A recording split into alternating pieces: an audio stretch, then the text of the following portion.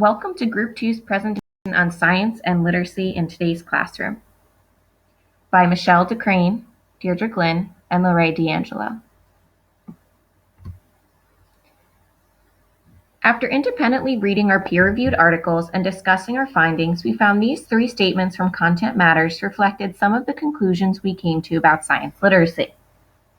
First, many students view science as too difficult, unimportant, or irrelevant unless they became involved in classroom science experiments that value them as learners and embody the principles of disciplinary literacy. Secondly, science content teachers and literacy coaches or reading specialists should work in tandem to use the Common Core standards in conjunction with the next generation science standards to build on concept understanding. And lastly, one phrase that kept coming up again and again in our readings was the idea of science literacy as thinking like a scientist.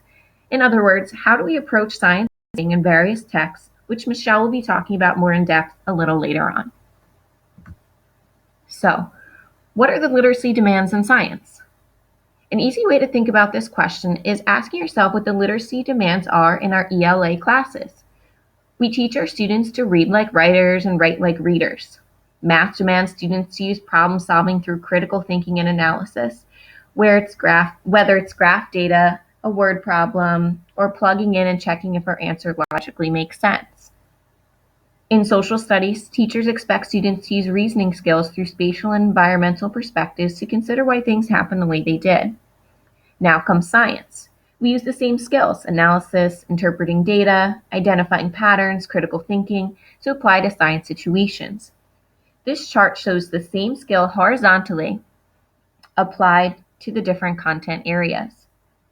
Take a look at the first skill. Asking questions. In science, we ask questions to try to explain phenomena. In ELA, we ask questions to understand a text or an author's motive. And you can see how it's also applied in mathematics and social studies.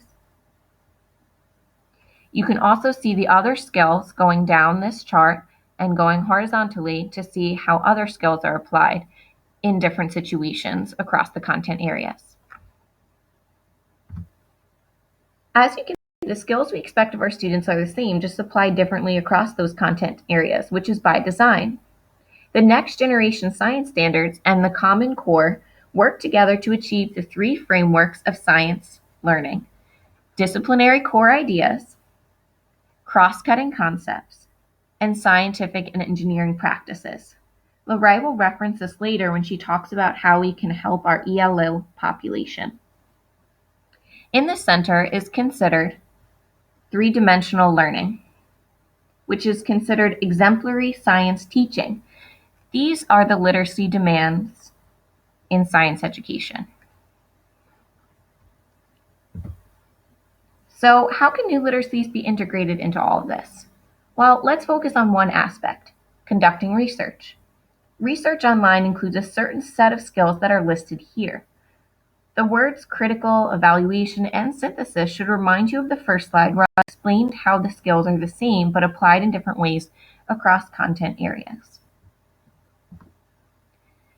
Multimodal environments are one way to use the new literacies effectively, meaning we use technology to enhance instruction and learning. On Google Docs, for example, students can enter data from a lab or experiment and create charts and graphs to represent their findings. These docs are shareable, so members can all collaborate, but other classmates can also analyze other groups' data to recognize patterns and to compare to their own findings. This is a powerful tool in the science classroom that supports disciplinary literacy. Another aspect of this includes learning how to navigate websites to find out what you're researching and evaluating what links are useful and which ones will divert from your research purposes. Lastly, in writing and science, it is important for students to embed hyperlinks that support or enhance their findings or research, increasing their credibility.